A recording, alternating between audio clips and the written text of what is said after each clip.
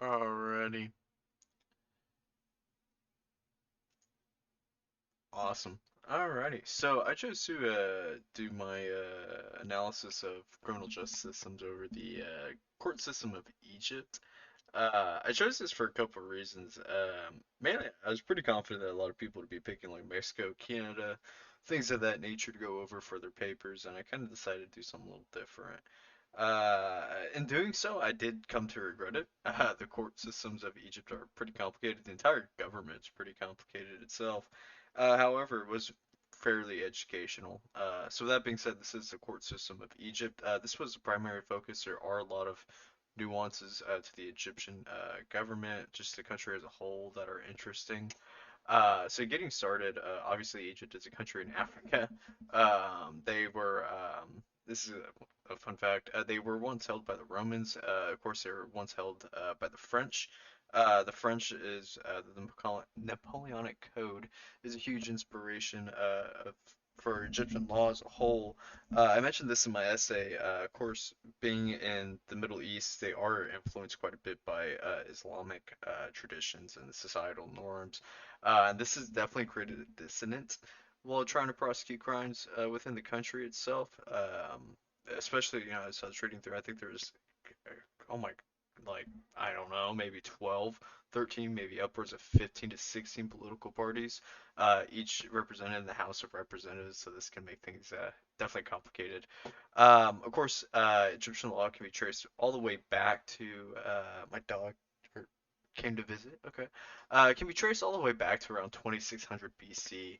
Of course, as we know, it is a country rich in history. I'm sure we've all watched, the Disney movies about Egypt, things of that nature. So as I said, Egyptian courts are definitely a maze.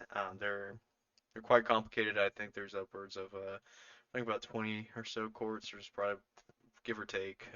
Forgive me, it's late. Going into it, there are three main courts with specific courts, numerous of those. I can't believe I made a pretty big grammar error. I don't know if anybody caught that. But anyway, the courts of first instance, the courts of appeals, and the courts of cassation. These courts are going to be the three main courts. There are subsets of courts. So, for example, military court. The military courts are known to interfere or intervene in some civilian situations. However, it's not very common. Of course, a lot of the data I was finding in terms of scholarly research was a lot of like old data. So with that being said, it does get kind of awkward. Um, Going into the courts of first instance, they definitely have first review of in Egyptian law. And I kind of shorten that. Really, they have first review of a case. And so, especially for small claims, which would have one judge overseeing, that's where you'd kind of have it. So think of that as kind of like the Judge Judy type for the courts of first instance. For bigger, like larger, I forget the word already. For losses, you have three judges. Any appeals would be kicked to the Court of Appeals, so a separate court. So kind of how we have like district and etc. courts here in the U.S.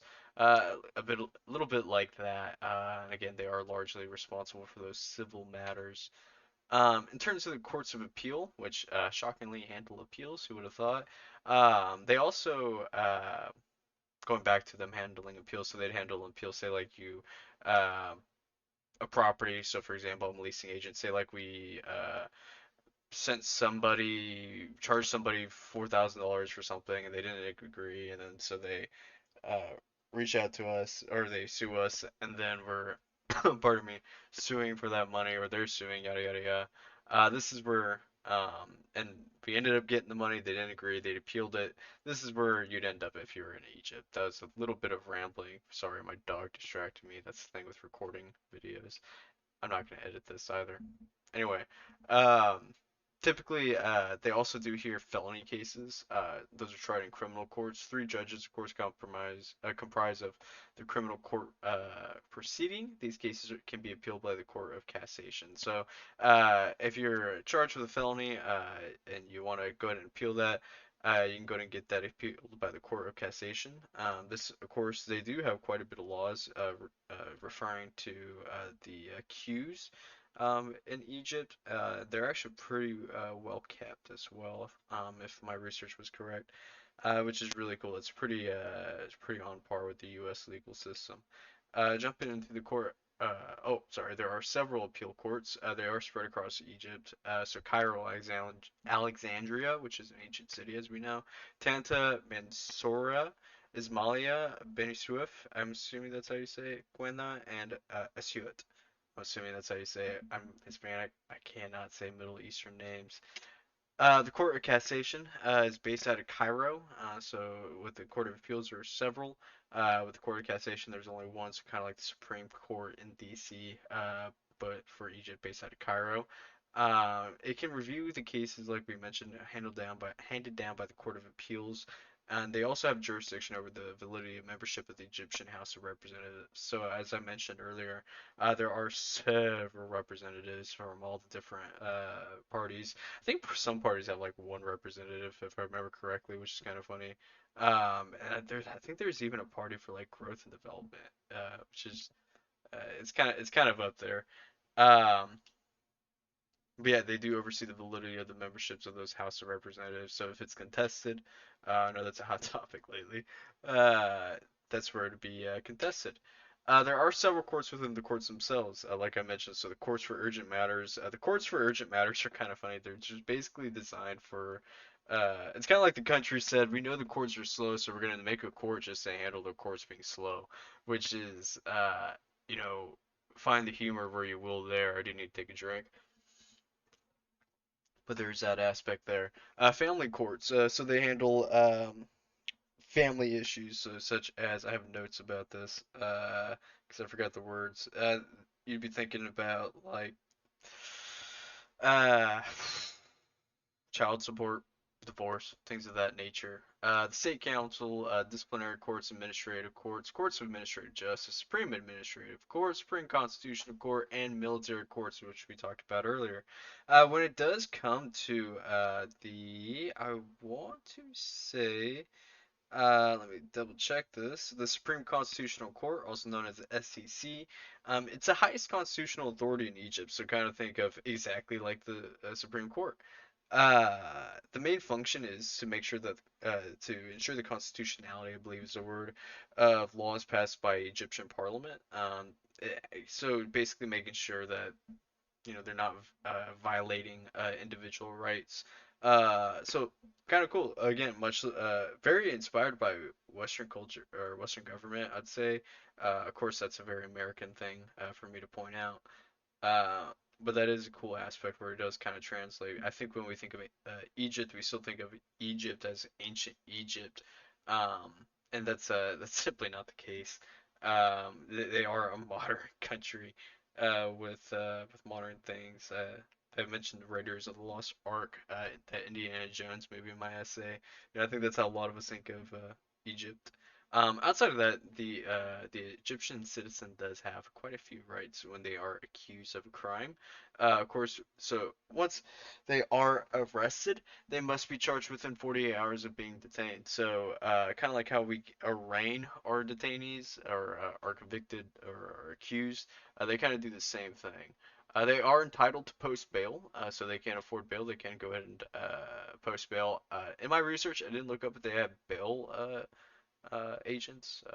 So I wonder if they do have bounty hunters or bail enforcement agents. I apologize.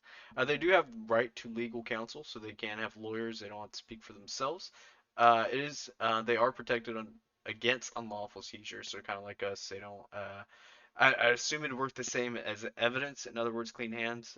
So making sure evidence has not been coming from a tainted source or a source that would not be otherwise accessible to a government agency. And they have a right to an open trial. They do reserve the right to keep these trials on camera for maintaining the security of of the nation. So they do have a problem with counterterrorism down there, as we're commonly aware of with ISIS.